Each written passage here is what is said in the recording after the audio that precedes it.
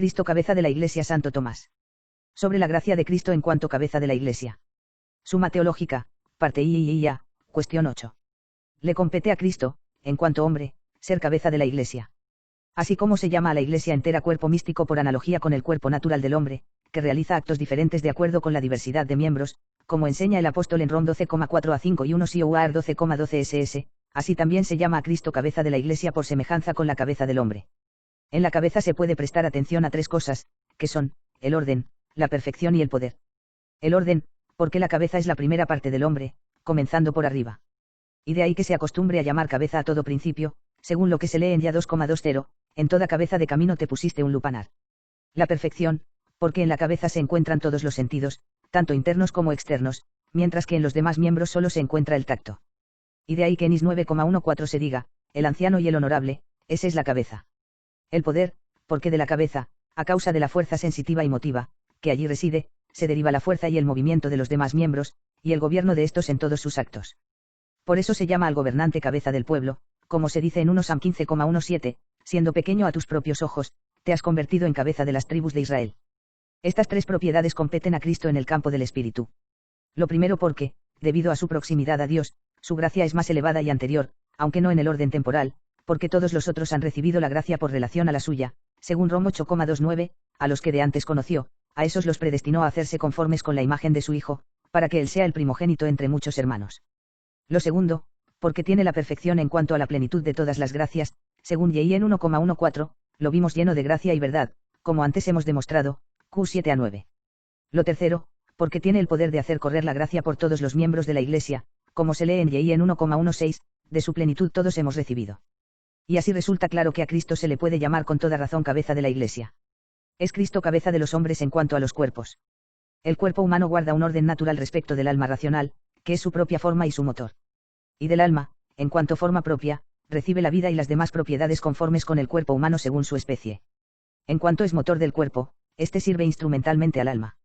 Así pues, hay que decir que la humanidad de Cristo, en cuanto unida al Verbo de Dios, al que el cuerpo está unido por medio del alma, como antes se ha dicho, Q6 a 1, tiene poder de influir.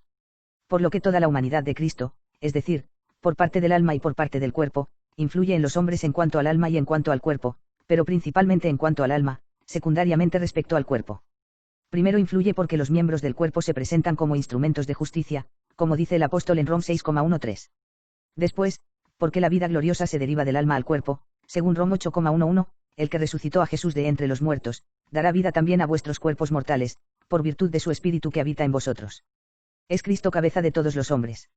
La diferencia entre el cuerpo natural del hombre y el cuerpo místico de la Iglesia está en que los miembros del cuerpo humano existen todos a la vez, mientras que los del cuerpo místico no coexisten todos, ni en el orden de la naturaleza, porque el cuerpo de la Iglesia está constituido por los hombres que han existido desde el principio hasta el fin del mundo, ni tampoco en cuanto al orden de la gracia, porque, entre los que viven en una misma época, unos carecen de la gracia, habiendo de poseerla más tarde, mientras que otros la tienen. Así pues, se consideran como miembros del cuerpo místico no solo los que lo son en acto, sino también los que lo son en potencia. De estos, algunos nunca serán miembros en acto, otros, en cambio, lo serán en algún tiempo, de acuerdo con un triple grado: primero, por la fe; segundo, por la caridad en esta vida; tercero, por la bienaventuranza en el cielo. Así pues, hay que sostener que, teniendo en cuenta todas las épocas del mundo de forma global, Cristo es cabeza de todos los hombres, pero en diversos grados. En primer lugar y principalmente, es cabeza de los que están unidos a Él en acto por la gloria. En segundo lugar, de aquellos que le están unidos en acto por la caridad. En tercer lugar, de aquellos que le están vinculados por la fe. En cuarto lugar, de aquellos que están unidos a Él solo en potencia todavía no actualizada, pero que se convertirá en acto de acuerdo con la divina predestinación. Por último, es cabeza de aquellos que le están unidos en potencia que nunca se convertirá en acto; tal acontece con los hombres que, viviendo en este mundo, no están predestinados. Estos, una vez que salen de este mundo, dejan totalmente de ser miembros de Cristo, porque ya no están en potencia para unirse a Cristo. Cristo en cuanto hombre, es cabeza de los ángeles. Donde hay un solo cuerpo es necesario que haya una sola cabeza. Por analogía se llama cuerpo a una multitud ordenada en unidad según diversas actividades o funciones. Pero es manifiesto que los hombres y los ángeles se ordenan a un mismo fin, que es la gloria de la bienaventuranza divina. Por eso el cuerpo místico de la Iglesia está compuesto no solo por los hombres, sino también por los ángeles. Cristo es la cabeza de toda esta multitud, porque está más cerca de Dios y participa de sus dones de modo más perfecto no solo que los hombres, sino también que los ángeles, y de él reciben influencia tanto los hombres como los ángeles. En F1,20 a 22 se dice que Dios Padre le sentó, a Cristo, a su derecha en los cielos, sobre todo principado y potestad, poder y dominación y de todo cuanto tiene nombre, no solo en este mundo, sino también en el venidero, y todo lo puso bajo sus pies. Y, por tanto, Cristo es cabeza no solo de los hombres, sino también de los ángeles. Por eso se lee en Mt 4,11 que se acercaron los ángeles y le servían. La gracia de Cristo en cuanto cabeza de la Iglesia, es la misma que él tiene en cuanto hombre particular. Cada ser obra en cuanto es ser en acto.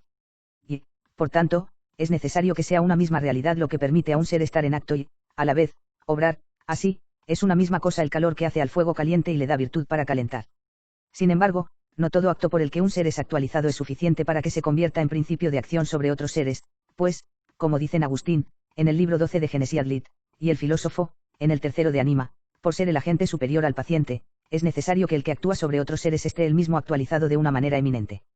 Y ya hemos dicho antes, Q7 a 9 y 10, que el alma de Cristo tuvo la gracia en grado sumo. De ahí que, por la eminencia de la gracia que recibió, le competa hacer llegar tal gracia a los demás. Esto es propio de la cabeza. Y por eso la gracia personal que justifica el alma de Cristo es esencialmente la misma gracia que le convierte en cabeza de la Iglesia, justificando así a los demás. Sin embargo, media entre las dos una diferencia conceptual. El ser cabeza de la Iglesia, es propio de Cristo. La cabeza influye en los otros miembros de dos maneras, una, por un influjo intrínseco, en cuanto que de ella se deriva a los demás miembros la virtud motriz y sensitiva. Otra, mediante un cierto gobierno exterior, en cuanto que el hombre se orienta en sus actos externos por la vista y los demás sentidos que se asientan en la cabeza. El fluido interior de la gracia solo proviene de Cristo, cuya humanidad, por estar unida a la divinidad, tiene el poder de justificar. En cambio, el influjo sobre los miembros de la Iglesia en lo que se refiere al gobierno exterior puede ser compartido por otros. Y, en este sentido, pueden llamarse otros cabezas de la Iglesia, en conformidad con Am 6,1, los príncipes son cabezas de los pueblos. Pero lo son de modo distinto de la manera en que lo es Cristo. Primero, porque Cristo es cabeza de todos los que pertenecen a la Iglesia en todo lugar, tiempo y estado, mientras que los otros hombres reciben el título de cabezas en determinados lugares, como sucede con los obispos respecto de sus iglesias, o también durante cierto tiempo, como es el Papa cabeza de la Iglesia entera durante su pontificado, y según un estado concreto, a saber, mientras viven en la tierra. Segundo, porque Cristo es cabeza de la Iglesia por su propio poder y por su propia autoridad, mientras que los otros son llamados cabezas en cuanto hacen las veces de Cristo, según 2 Ioar 2,10, pues también yo, lo que perdoné, si algo perdoné, por amor vuestro lo hice, en la persona de Cristo. Y en 2 Ioar 5,20 se lee, somos embajadores de Cristo, como si Dios os exhortase por medio de nosotros.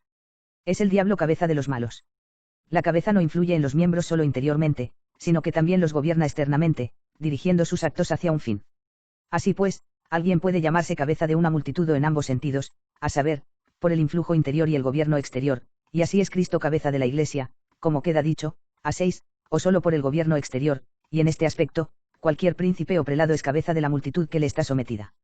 Y en este último sentido se llama al diablo cabeza de todos los malos, pues se dice en Job 41,25 que él es el rey de todos los hijos de la soberbia. Ahora bien, es propio del gobernante conducir al fin a los gobernados por él. Y el fin del demonio es apartar de Dios a la criatura racional, por eso intentó desde el principio apartar al hombre de la obediencia al precepto divino, Gen 3.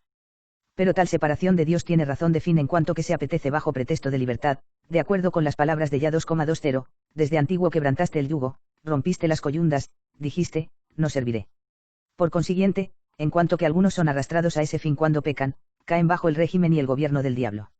Y por este motivo se le llama cabeza de los mismos.